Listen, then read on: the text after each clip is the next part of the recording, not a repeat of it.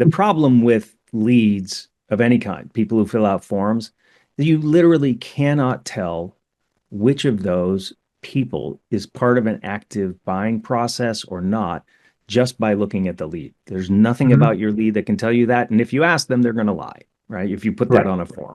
Um, Apart from that, most people will not fill out your form anyway. Right. Maybe 20% of the contacts who are actually evaluating you in the moment will fill out a form. The other 80% or 70% of them will not.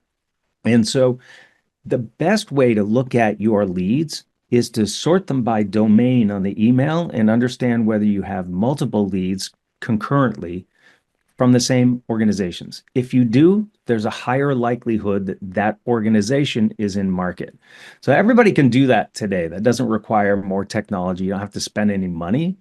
But everybody who's sending their reps out to follow up on leads and that kind of stuff, I would say everybody today, I won't say stop doing that yet. Instead of the way you're doing it today, I will say it eventually, but the way that you're doing it today, the best thing to do is to sort that stuff by domain, maybe track if you've got an 11-month buying cycle for your buyers, maybe track 60, 90 days worth of leads together. Notice when you have multiple leads and prioritize those accounts. Make sure that you get your best foot forward in those because that's the place where it's much more likely that that's a real active buying group and not just some guy with time on his hands and some professional curiosity. You are listening to Power Marketing with Kevin Lee. Kevin and his agency Did It have helped thousands of businesses win through superior marketing, as have his books, articles, speaking engagements, and the E-Marketing Association Power Marketing podcasts. Here's Kevin. Hi, I'm Kevin Lee with the E-Marketing Association. I also run an agency, Did It, which has probably about 40% B2B clients. So I'm always super excited to be chatting with folks who live in the B2B ecosystem. I also run a brand, Truth Nutrition, where I run experiments that no sane client would let me run under Did It to see if things work or not. And I run a nonprofit, Giving Forward, that replaces Amazon Smile. Super excited to be on today with Kerry Cunningham, who runs research and thought leadership for 6Sense, which is a major player in the sort of data and ABM category. So B2B marketing is fun because it's more challenging in many ways than B2C marketing, where there's always a single decision maker and it's sometimes as simple as add to cart. So the first thing I'd love to get into is, why does 6Sense have a research and thought leadership person? Are there sort of things that you delve into that are sort of non-obvious data sets or non-obvious research areas that end up being illuminating? Yeah, I love that question. It's surprising how infrequently people ask me that. So I've been with 6Sense for about 3 years, just a little over 3 years. The 8 years prior to that, roughly, was with Serious Decisions and Forrester as an analyst. And while I was there, for the first couple of years, my job was, along with a couple of my colleagues, was to help organizations improve their demand management processes, which invariably meant improve their lead production and qualification processes. And what we figured out after a couple of years is that you really couldn't in any meaningful way. That the improvements that you make in those processes just don't make any difference to companies' bottom lines. You can do whatever you want with leads, and it just doesn't really directly impact the bottom line. And besides that, you couldn't make much of an improvement. When you look at the lead to revenue conversion rates in B2B, it's typically 1 to 3%. And if you're at 1%, we could get you to two. If you're at two, you could get to three, but you weren't really going to get very far beyond that, no matter what you did. And that kind of led us to think, well, maybe we're solving the wrong problem. The the gist of that was, yeah, we were, and what we did was we took what was the Serious Decisions lead-based waterfall and evolved it to become one that was focused on buying groups and opportunities, one that was much more suited to an account-based approach. And so we did that. That was back in 2017. And kept working that. But one of the things that I became a little bit frustrated with over time is I couldn't just tell people, look, here's the thing, give us money and implement this, and then that solves the problem. As an analyst, you've got, well, there's all of these different options and lots of things to do. And so that was really my biggest motivation, was to get a little closer to the action, to be able to say at the end of a conversation with a marketing organization, marketing leader, look, here, this is a big part. It's not all, but it's a big part of the solution to the problem, is you implement what this platform enables, replacing a lot of other stuff. So that was kind of the motivation. So why does 6Sense have a function like this? Well, partly because we have to convince the market that's what they need to do. And I've got a lot of experience and a presence in the marketplace doing that. But I think when you look bigger picture at like virtually everything that I would say now about how to do B2B marketing properly, it has to do with establishing your brand as a brand that other companies want to do business with, that they get value from in advance of buying from you, and of course after. But everything we see in the data says you've got to be delivering value to the community of practitioners that you serve. And 6Sense has a number of different ways that we do that, not just that, but my job really falls into that category.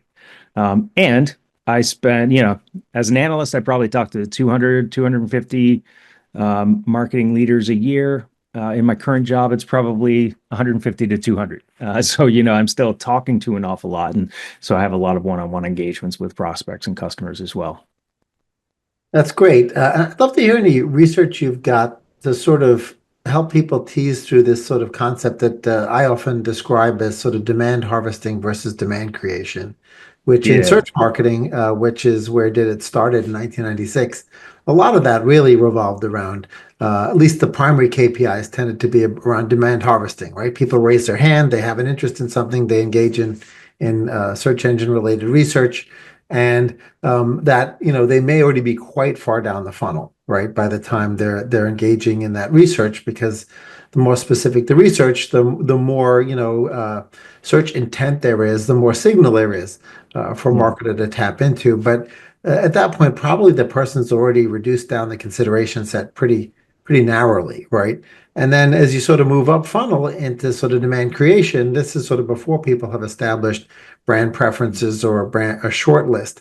So I'd love to hear more about any research you've done into that whole sort of continuing from demand harvesting, where people have a very small consideration set, all the way up into brand building, because you had indicated, in your intro that the brand building ended up being really critical in sort of maximizing the value of the enterprise, right? The B2B Yeah. marketing enterprise. Yeah. So yes, I've got a bunch of research that I did. I'll describe that, and I think there's other research confirming research. In some cases, research that's confirming what we did. In some cases, I was confirming what other folks had done, because I think one of the things that happens in B2B with people who are not necessarily scientifically literate is you see one thing, it agrees with your worldview, and then off you go believing that for the rest of time. Yeah. And that's kind of a dangerous road to go down. So whenever I see claims in the marketplace that are outside of the norm, or that I see something that I know everybody wants to believe, I think, and that's part of the beauty of my job now, I think, oh yeah, well, let's go test that. And people should do the same with mine. That's how it should work.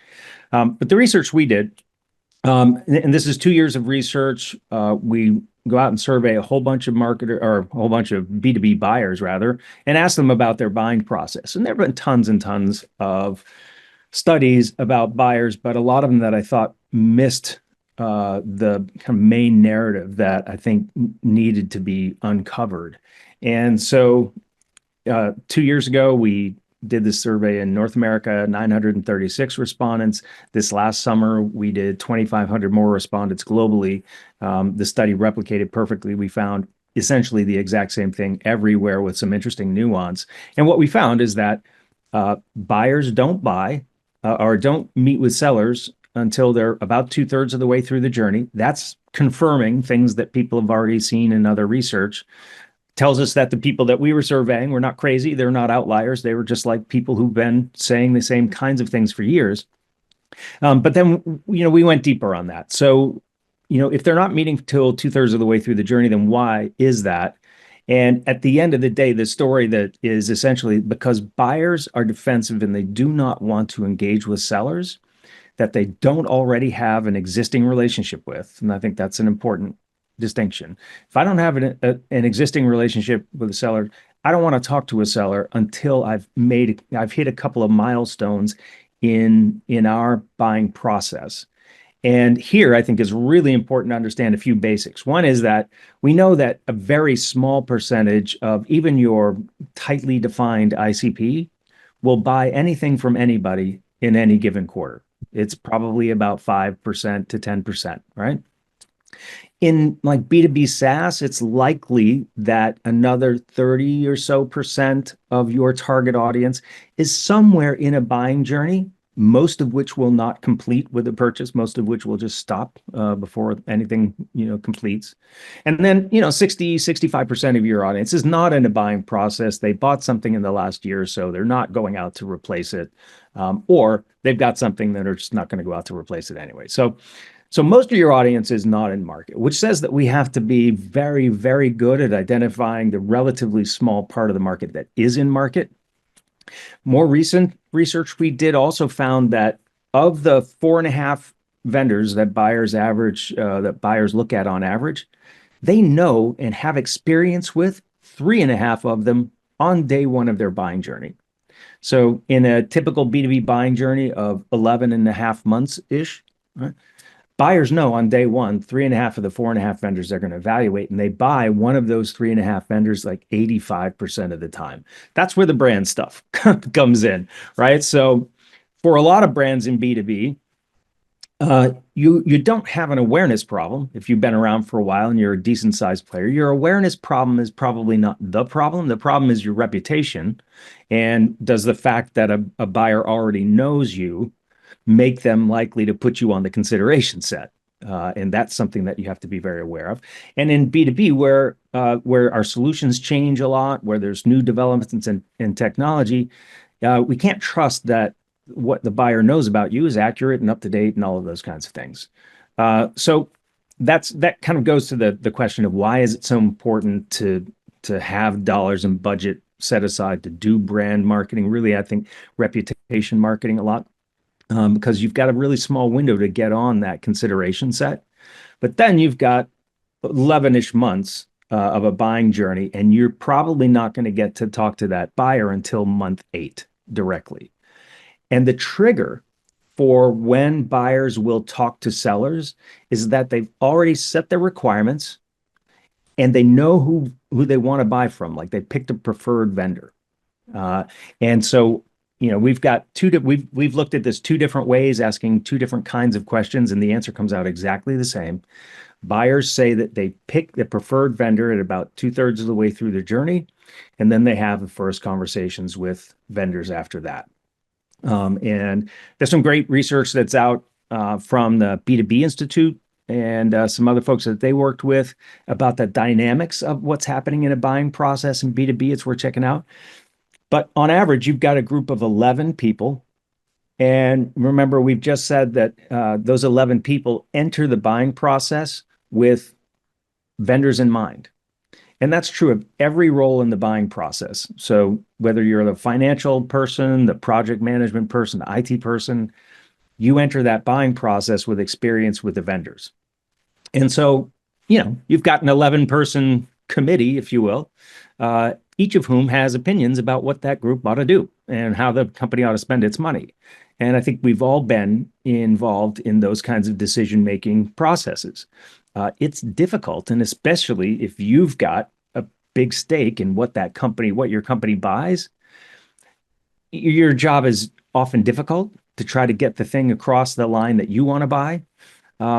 And so that leads me to believe that really the buying process, given everything that we know now, how much buyers feel like they're familiar with vendors, how long that consideration process takes, that the buying process is not principally about educating yourself on the vendors in the space and the solutions. It's about finding the information that will help you get your preferred vendor over the line, right? And probably you're updating your information about the vendors, but you're not learning for the first time about most of them. You're not learning about the space or the category for the first time.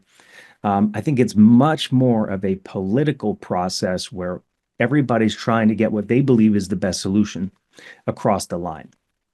Across the line means we come to consensus about what we want to buy.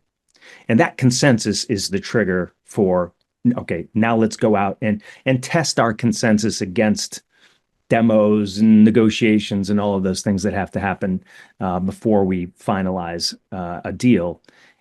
But at that point, I think the last 3 months of that typical buying process, the last third, are really about confirmation bias and how painful it would be for the group to have to go revisit this consensus that they took 8 months to get to. It seems to me that most organizations they're going to be, if you're at the top of the list when that process starts, you're not likely to, I mean, we know that you're not going to move off the top of that list very often. And that's largely because confirmation bias is going to allow those buyers to now hear exactly what they need to hear to not have to change their opinion. Yeah, that's fascinating data. And obviously, I would imagine the majority of the survey participants there were making the types of decisions that had a fair amount of friction of change and maybe a fair amount of friction of risk should they make the wrong decision. I'm wondering if there was enough data in potentially a less onerous decision, right? So something where that it was more of a frictionless decision. For example, if I own 200 of the same brand of copy machine and I'm just changing toner for a month, Right. and I can get the toner for 40% less. If I make the wrong decision, all right, so I don't use the other toner, right? But if I make the right decision or in a cheaper toner works just as well, right? I just saved 40% versus changing an ERP platform or a CRM platform or a data lake or something along those lines. Those are all sort of significant decisions. Did you have any anecdotal or sufficiently large sample size to understand the nuances, either a risk of making the mistake or friction of the stickiness of the platform or the product? We really don't for that layer that would include consumables, renewables, those kinds of things. And that's an interesting part of the market. We didn't really look at that. So we looked at, it had to be an annual value of 10,000 and above. Now at the level of 10,000 a year, it's a considered purchase for most organizations. It's not a huge one. It doesn't have to have 3 levels of sign off, and the CFO is probably not involved. But yeah, the average deal size for our participants was about 200K or so. So pretty significant deal. Now, when we looked at the lower end of that buying process, it's shorter, it involves fewer people and all of that. But the interesting thing is the basic dynamics of the process look the same. So even if it's just a 5-month process, or let's say 6 months to make it even for the math, then 4 months is still going to be coming to consensus and picking a winner, and 2 months is going to be finalizing the deal. If it's 3 months, it's still probably going to be 2 months coming to consensus and 1 month finalizing the deal. And if it's 24 months, it's going to be 18 months. That 2/3 buying process, that holds true regardless. And if you don't already have an existing relationship with a sales rep that you trust, you're not going to want to talk to the sales rep until that 2/3 point, till you've come to that decision. So those things hold across the whole spectrum just remarkably well. Surprisingly, like I would have been perfectly fine if it looked different down on the lower end, but it really doesn't. So it seemed 2 key takeaways from the research is that, first of all, you want to put a lot of that front end effort in making sure that you were already the preferred vendor at the consensus level before any of the external signals went out to the broader marketplace, because of the stickiness of having that position and the self-selection bias that occurs at that point forward. But of course, the flip side of that is if you're a competing vendor to whomever is the preferred, right, and you get the RFP, unless you have some inside knowledge that perhaps the preferred person, whoever that is, or the preferred brand, whoever that is, maybe doesn't have a lock on it yet, it would seem that you wouldn't want to spend a whole lot of biz dev cycles on chasing that down. Yeah. It's an interesting question because I've been saying since we came out with this research, I've been saying, that if you get an RFP, which is inviting you to participate, or in most like SaaS software, it would be just somebody coming to your website and saying, "Can I get a demo?" or "I'd like to talk to a sales rep." Um, at that point, your first question should be, "Are we the first vendor you contacted?" So now in the RFP, those might all go out at the same time, and that muddies the water. But Yeah. if it is somebody from that buying group reaching out to vendors to set up calls, you absolutely should find out if you're the first one they contacted. Because as kind of silly in a way as it sounds, the very, very strong human tendency is we've got a favorite, we've got somebody on top of the list, and when I go to set up the meeting, I'm going to start there. And we all do that. You don't have a list of 3 washing machines you might want to buy and you go look at the third one first. Nobody does that, right? You look at the first one and you hope you don't have to look at any others. Now in B2B, you're kind of required by company policy and all of that to go look at the others and give them their due. But to your point about the resources, if I'm third or fourth on the list, I've got about a 5% chance of winning that deal. But if I don't know that, then they go into pipeline, they get forecasted the same as a company that might already have put us at the top of the list. Well, we don't know. And all of the resources go into it, all of your hopes and dreams go into it. Your quarterly results are hanging off it, and you never really had a chance. Yeah, I mean, a fascinating byproduct of that reality is that a lot of B2B marketers will attempt to lead score as the leads come in, right? And they're using all sorts of things like SIC code, size of company, head count, perhaps who the decision maker or the person who filled out the form versus where they sit within the committee, et cetera, et cetera. But it seems like the number one factor would in fact be, are you an early conversation or a late conversation in Right. that decision making process? And I don't think most lead forms and perhaps most sales outreach, to confirm the validity of a lead, touch on that at all. Yeah, no, they wouldn't. And that I've been on this bandwagon for about 7 years now, but the problem with leads of any kind, people who fill out forms, you literally cannot tell which of those people is part of an active buying process or not just by looking at the lead. There's nothing Mhm. about your lead that can tell you that. And if you ask them, they're going to lie, right? If you put that Right. on a form. Um, Apart from that, most people will not fill out your form anyway. Right. Maybe 20% of the contacts who are actually evaluating you in the moment will fill out a form. The other 80% or 70% of them will not. And so the best way to look at your leads is to sort them by domain on the email and understand whether you have multiple leads concurrently from the same organizations. If you do, there's a higher likelihood that that organization is in market. So everybody can do that today. That doesn't require more technology. You don't have to spend any money. But everybody who's sending their reps out to follow up on leads and that kind of stuff, I would say everybody today, I won't say stop doing that yet. Instead of the way you're doing it today, I will say it eventually, but the way that you're doing it today, the best thing to do is to sort that stuff by domain, maybe track if you've got an 11-month buying cycle for your buyers, maybe track 60, 90 days worth of leads together. Notice when you have multiple leads and prioritize those accounts. Make sure that you get your best foot forward in those, because that's the place where it's much more likely that that's a real active buying group and not just some guy with time on his hands and some professional curiosity. And most leads are probably just professional curiosity. The other thing I would say, though, the one other thing about the leads, because I'm working on this right now.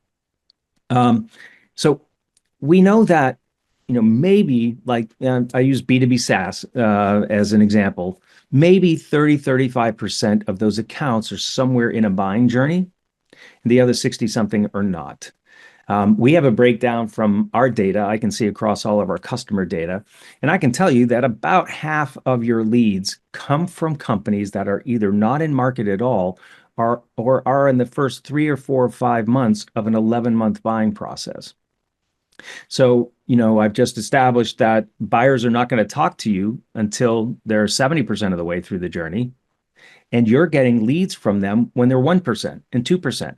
So if you go chasing after them, those leads are going to fail too, even though those leads are in market, right? Those are good leads. If you're a marketer, they're going to show up as disqualified leads, and you're going to be answering questions about why your leads are so bad, Right. when in fact, it's just the timing. And that's I think for me, that's one of the big tragedies of how modern marketing is evaluated is just we've gotten really hung up on this lead way of looking at the world, and it's not appropriate. Yeah, that's a great point, because it's even a problem in last touch attribution's a problem in consumer marketing as well. But if you look at B2B and the sophistication and the length Right. of the buying cycle and the dynamics of committees, it gets really, really messy. So are there, additional data points that one can append on, for example, using de-anonymization tools on websites Yeah. to, even though they didn't proactively fill out a form, there are additional intent signals that we can use to perhaps score the enterprise as a whole, regardless of scoring the lead That's specifically. it. Yeah, that's it. To me, that's the single most important thing. That's why I came to 6Sense, because that's the thing that 6Sense does.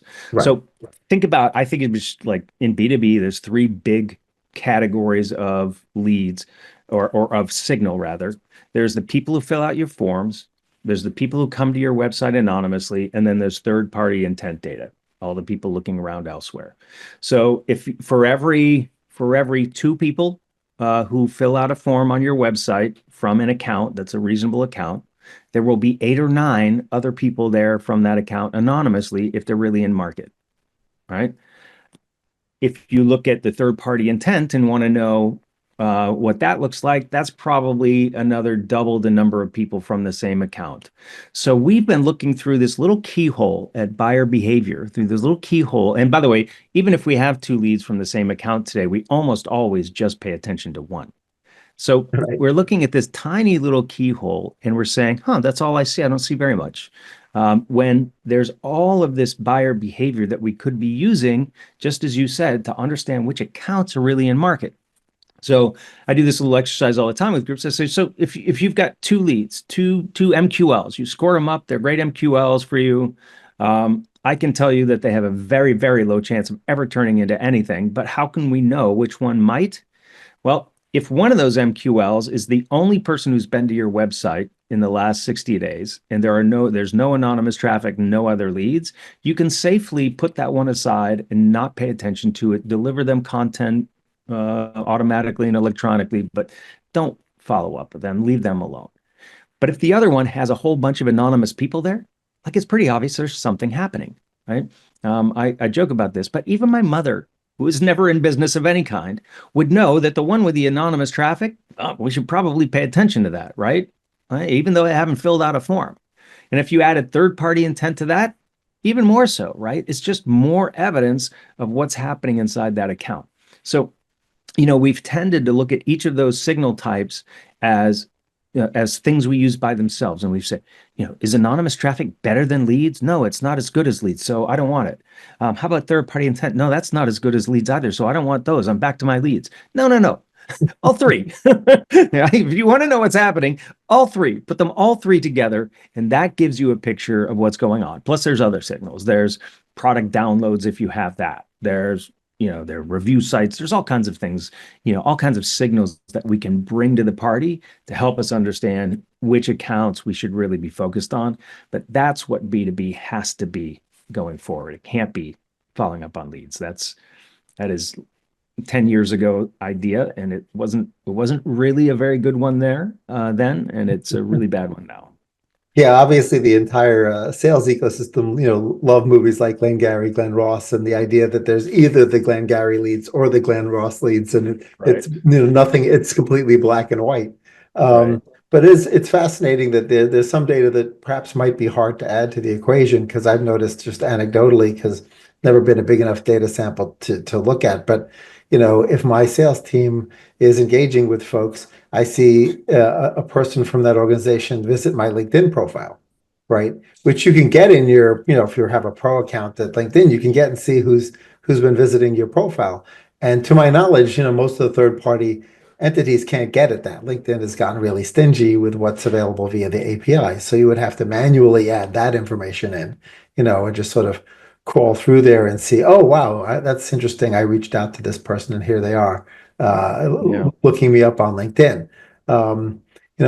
Similarly, with my direct mail team that did it, we added custom QR codes to a lot of our B2B mailers that even if the person doesn't actually fill out a lead form on the landing page, we still know who they are.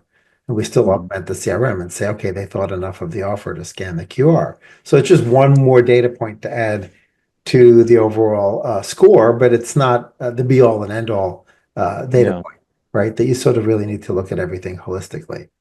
Yeah, and just understanding that your buyer, if you sell something that costs 100,000 or so dollars a year annually, you're going to have a buying group of six, seven, eight people. If it's 200,000, it's going to be 11 or 12 or so, and on like that. And so when you sell things in those categories, your buyers is a big group of people. And the bad news is that's complicated. Uh, Good news is they leave a lot of trails, and they're easy to see. And the lead is just one of those, and Right. taken by itself it's like almost misinformation, because there's so much bad. And if you look at leads, they're mostly bad information about who's in market, which accounts are in market. So we want to use the good information, and that means really bringing different ones together. So any other research or insights that you would recommend folks take a look at when they're trying to sort of structure their revenue operations to align with reality as opposed to align with simplicity, which isn't actually reality? Yeah, so reality is the word I use in describing what we need to do. Yeah, so I mean, even my old firm, and kind of most of B2B has talked about the need to align marketing and sales. I think what my old friends back at Forrester would say today, and I agree with completely, is no, the best thing to do is to align to the reality of how your buyers buy and get both marketing and sales aligned to that, and then you will be aligned. Now, there's still more work that you have to do, but that should be the starting point. Because if you align marketing and sales on the wrong idea of the buyer or the wrong way, it's not going to help anything or anybody. So there's that. I think that I mentioned that piece of research from LinkedIn. It's about buyer groups. It's from the LinkedIn B2B Institute. It's about buyer groups. I forget the name of the title, but if you do buyer groups in B2B Institute, you'll find it. It's a really important piece of information research about how your buyers actually make decisions.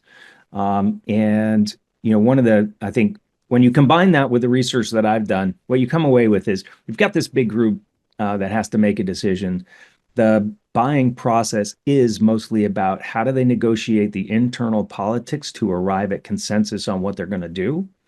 That consensus is almost always going to be on a more conservative, small c, decision than any one of the individuals might have made by him or herself, right? So they're going to play it safe, right?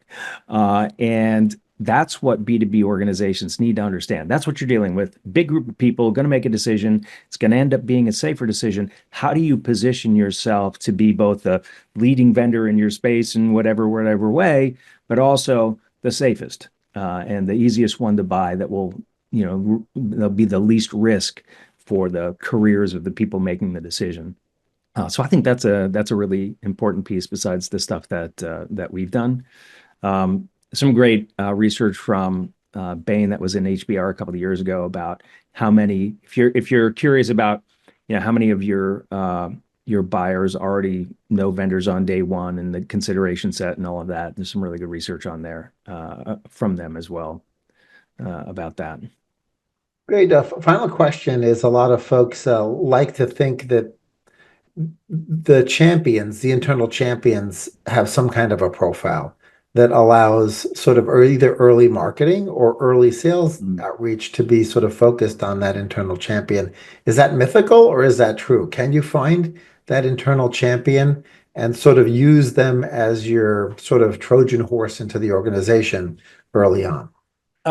So I think you can and should identify by persona And like, I think like a good B2C persona, not a B2B persona. I wrote this thing for Sears Decisions years ago, but nobody in B2B could do a I'm a Mac, I'm a PC kind of commercial, right? We don't think about our buyers in that much detail, right?